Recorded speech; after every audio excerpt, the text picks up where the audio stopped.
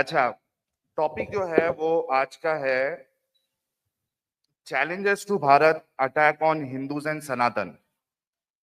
अब सबसे पहले तो हमको ये समझना पड़ेगा कि चैलेंजेस है किससे, खतरा है किससे, और इसमें हिंदूज और सनातन का नाम क्यों आया है।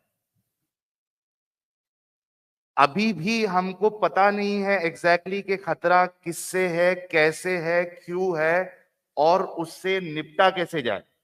तो मैं कोशिश करूंगा सारी चीजें बताने की।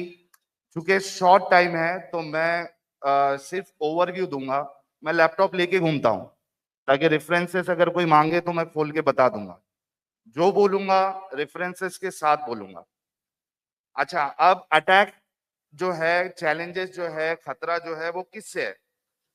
खतरा है उस आइडियोलॉजी से जो पूरी दुनिया में अपना कानून लाना चाहती है, बाई हुक बाई क्रूक, ताकत के जरिए से, धोखे के जरिए से, आप जिस तरीके से कह लीजिए, जैसे मौका होगा उस तरीके से उनका व्यवहार होगा। अच्छा, ये जो मैं कह रहा हूं, ये मैं कि पूरी दुनिया में कब्जा करना है, ये मैं अपने मर्जी से नहीं कह रहा हूं। ये आसमानी किताब में उस किताब का जो सो कॉल्ड खुदा है वो कहता है। अगर आप पढ़ेंगे चैप्टर नंबर 8 वर्स नंबर 39, सूरे लूटमार। अब मोमिन बोलेंगे यार ये कुरान के चैप्टर का नाम लूटमार कहां से हो गया। किस किस को पता था कि कुरान में एक चैप्टर का नाम लूटमार भी है। तो असल में इसका नाम जो है वो सूरे अनफाल है, सूरा नंबर 8 है, और इसका मतलब ही लूटमार का माल है। तो इसमें अल्लाह कहते हैं चैप्टर नंबर 8 वर्स नंबर 39 में, ये देखिए क्या कहते हैं, मैं आपको बताता हूं। एक मिनट, हाँ ये देखिए, and fight against them until there is no फितना, and fight against them until there is no fitna, and until the religion that is worship all of it is for Allah, and if they see then indeed Allah is seeing of what they do। अच्छा, यहाँ पे word है फितना, ठीक है। Doctor इसरार अहमद साहब जो कि बड़े मारूफ आलिम है, वो और मोहम्मद फतेह जलंधरी साहब फितना से मुराद लेते हैं कुफर, डिसबिलीफ। क्या है? डिसबिलीफ। तो अल्लाह कह रहा है कि आपको तब तक जंग करना है जब तक डिसबिलीफ, कुफर खत्म ना हो जाए। इस्लाम के अलावा बाकी जितनी चीजें हैं वो सारी चीजें क्या है? डिसबिलीफ है, कुफर है। अब कुफर में आपका शिर्क भी आ जाता है, इल्हाद भी आ जाता है, यानी उसमें मुशरिक भी आ जाते हैं, जैसे हिंदू है, पॉलिथिक्स, आइडोलेटर्स, एथियस्ट है, एग्नोस्टिक है। हर वो इंसान जो अल्लाह और उसके रसूल को ना माने, वो सारे इसमें आ जाते हैं।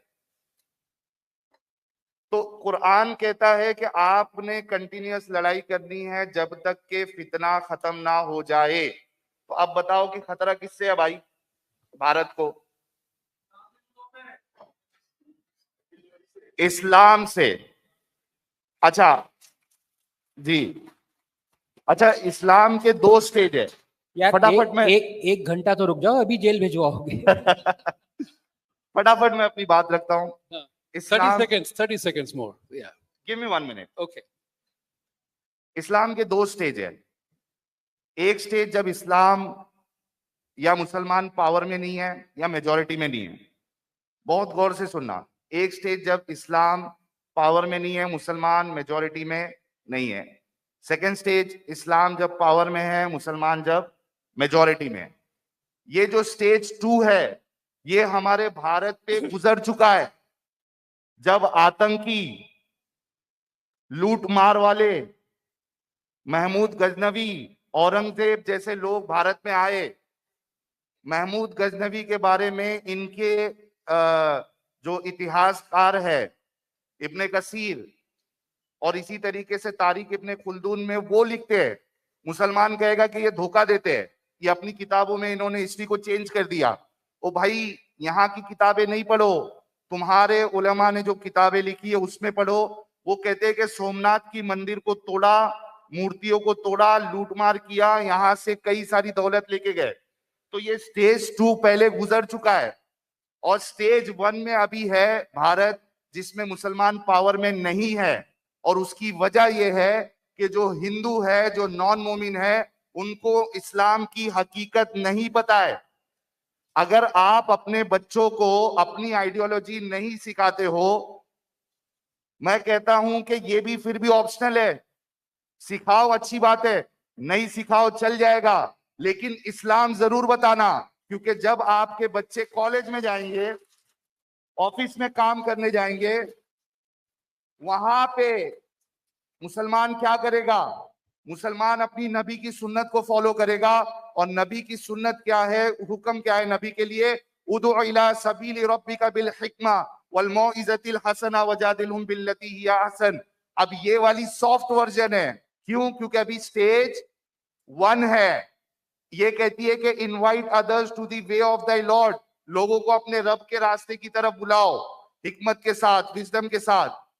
तो मोमिन अपने नबी को फॉलो करते हुए आपके बच्चे जब उसको दिखेंगे तो वो इस्लाम की तरफ बुलाएगा। और चूंकि आपने उनको अपना धर्म नहीं पढ़ाया, वो बताएगा कि आपका धर्म इलॉजिकल है, नॉनसेंसिकल है, उसमें ये प्रॉब्लम, उसमें वो प्रॉब्लम, और मेरा रिलीजन ये लॉजिकल है। The most logical religion on the face of the earth is इस्लाम। ये डॉक्टर जाकिर नालायक जैसे लोग भी इसी का सहारा लेते हुए आपके लोगों को कन्वर्ट करते हैं। कोई इसका इनकार नहीं कर सकता।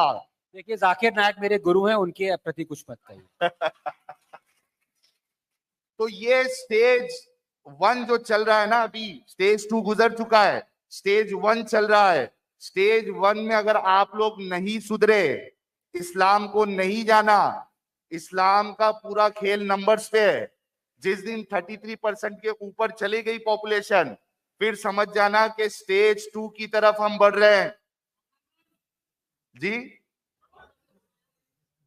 यहां तक सुनने में नहीं आ रहा यार, मेरे कान कमजोर हो गए। बांग्लादेश, जी जी, कई सारे एग्जाम्पल्स आपको मिल जाएंगे। तो सबसे इंपॉर्टेंट मुद्दा यह है कि आपने इस्लाम की हकीकत को जानना है। इस्लाम की हकीकत को जानना ये एक वैक्सीन लेने जैसा है। वैक्सीन लेने जैसा है। वैक्सीन लगाओगे, बीमारी से बचोगे। बीमारी लगने के बाद इलाज कराओगे तो बहुत से बार बीमारी ठीक नहीं होती है। Prevention is better than cure. तो प्रिवेंशन ये है कि खुद भी इस्लाम की हकीकत को जानो और अपने घर वालों को, खास करके अपने बच्चे, अपने टीनेजर्स को, क्योंकि ये जो एज होती है ये बहुत सेंसिटिव एज होती है। यहाँ पे आपने अपने सारे लोगों को, हर एक घर तक इस्लाम की हकीकत को पहुंचाना है। वरना स्टेज 2 में अगर पहुंच गए तो आप मारे भी जाओगे, गुलाम भी बनाए जाओगे, आपकी औरतों को स्लेव्स भी बनाया जाएगा जैसे कि बनाया गया था।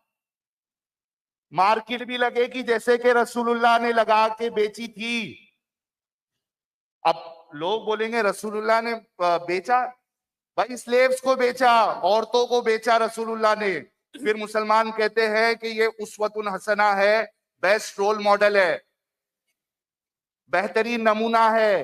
बेस्ट रोल मॉडल, औरतों को बेचने वाला बेस्ट रोल मॉडल हो सकता है क्या? सवाल करता हूं मैं आप लोगों से, मैं मुसलमानों से सवाल करता हूं, जिनको बेस्ट रोल मॉडल मान रहे हो, उन्होंने औरतों को बेचा है स्लेव बनाकर। बनु कुरैजा की कैदियों को, तारीख जो है, तारीख तबरी पढ़ लीजिए। जो भी बोलूंगा हवाला देकर बोलूंगा, या हवाला मौजूद होगा मेरे चैनल पे, आना हवाला ले लेना। तो बात को मैं कंप्लीट करता हूं। कितने स्टेज है? 2। अभी कौन से स्टेज में चल रहे हैं? स्टेज 1। स्टेज 1 में नहीं सुधरे तो कहां पे पहुंचेंगे? Stage 2। Thank you. Thank you. Thank you very much.